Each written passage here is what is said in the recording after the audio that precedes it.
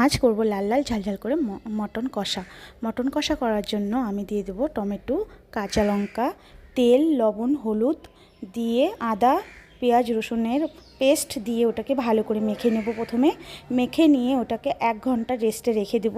এরপরে কিন্তু আমি আলুটাকে মেখে নিলাম লবণ হলুদ দিয়ে। গরম হয়ে গেলে ওর মধ্যে দিব তেল, তার মধ্যে শুকনো লঙ্কা, তেজপাতা, গোটা গরম মশলা দিয়ে কিন্তু পেঁয়াজ রসুন বাটাটা দিয়ে দিলাম। এরপরে কিন্তু ওটাকে কষিয়ে নেওয়ার পরে হালকা করে টমেটো বাটা, গুঁড়ো লঙ্কা, ধনে গুঁড়ো, জিরে গুঁড়ো, একটু লবণ, একটু হলুদ দিয়ে ওটাকে ভালো করে কষে নিয়ে মাংসগুলো প্রথমে মেখে রেখেছিলাম ওটাকে দিয়ে দিলাম। দেওয়ার পরে কিন্তু ভালো করে ওটাকে কষিয়ে নেব। কষিয়ে নেওয়ার পরে দেখো ঢেকে রেখেছিলাম একটু, কষিয়ে নেওয়ার পরে দেখো আমার কষানো কিন্তু প্রায় রেডি।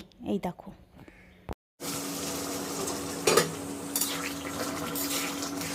এরপরে আমি ভেজে রাখা আলুগুলো দিয়ে দিলাম।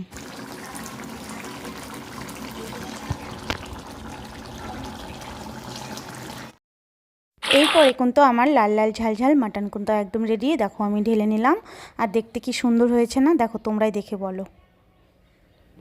তো চলো এবার কিন্তু লাল লাল ঝাল ঝাল মাটন খাওয়ার পালা। সবাই ভালো থেকে সুস্থ থেকো।